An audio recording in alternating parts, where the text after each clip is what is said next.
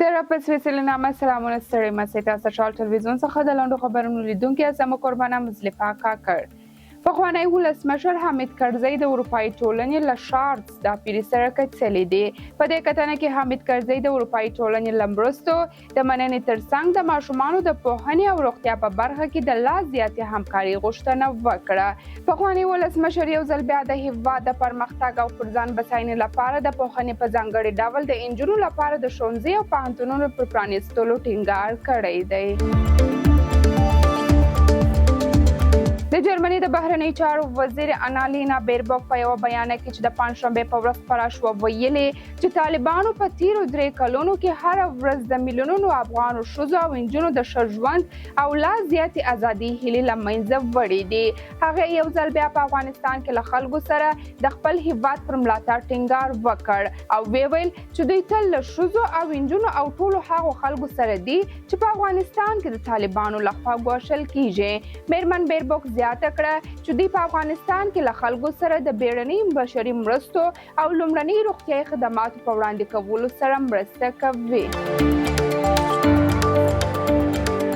بریټانیا د پنځشنبې په ورځ د اګست په 15 اعلان وکړ چې دغه هیواد او فرانسې د بهرنیو چارو وزیران په غزه کې د سمدستي اوربند او په منځني ختیځ کې د تاوتریخوالي او پراخې جګړې د مخنیوي په هدف له اسرائیل او فلسطیني سیمو څخه لیدنه کوي.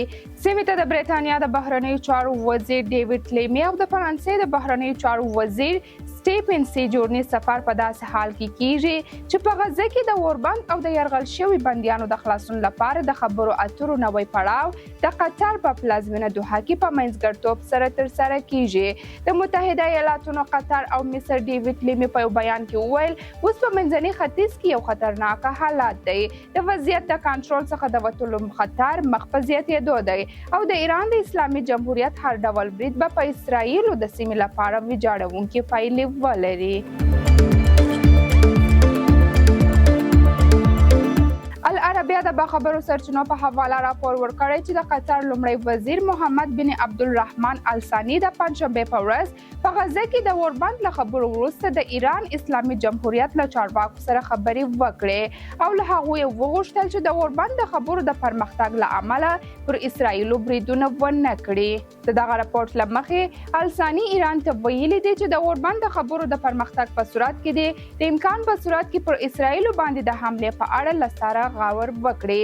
تر دې مخکې ویل شوي و چې حماس شاید د اسرائیلو پر وړاندې د ایران لخوا د احتمالي برید له ګواښ څخه په خبرو اترو کې د فشار د ټکي په توګه کار واخلي. د ایران اسلامي جمهوریت ګواښ کړی چې په تهران کې د اسماعیل هونیه د وژنې غچ به واخلي.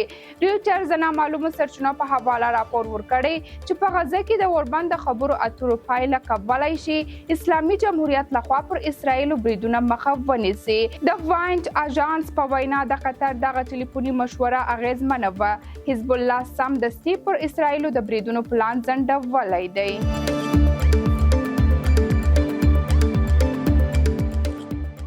په لبنان کې خبري سرچینو د جمعې په ورځ اعلان وکړ چې د اسرائیلو د بې پلوټ الوتکې د برید په پایله کې د سور ښار په القاسمه ولسوالۍ کې د حزب الله یو جګپوړی غړی وژل شوی دی.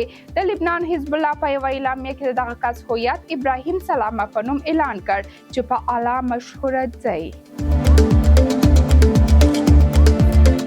د تایلند پارلمان د اګست په 14مه د جمعې په ورځ پانکوټرین شیناواترا د دغه هیواد د نوي صدراعظم په توګه وټاکل.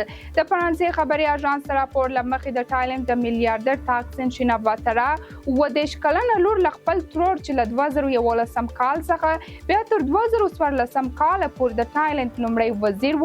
له هغې وروسته د تایلند تر ټولو ځوانه لومړی وزیره ده.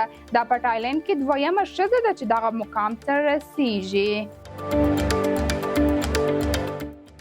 د امریکا د متحده ایالاتونو د مرستیال ولسمشر د څوکۍ لپاره ډیموکرات او جمهوریت غوښتونکو ګوندونو لخوا وړاندیز شوي 2 کاندیدان والیس او وانس به د سپټمبر په 13 او د اکتوبر په لومړۍ نیټه مناظره وکړي.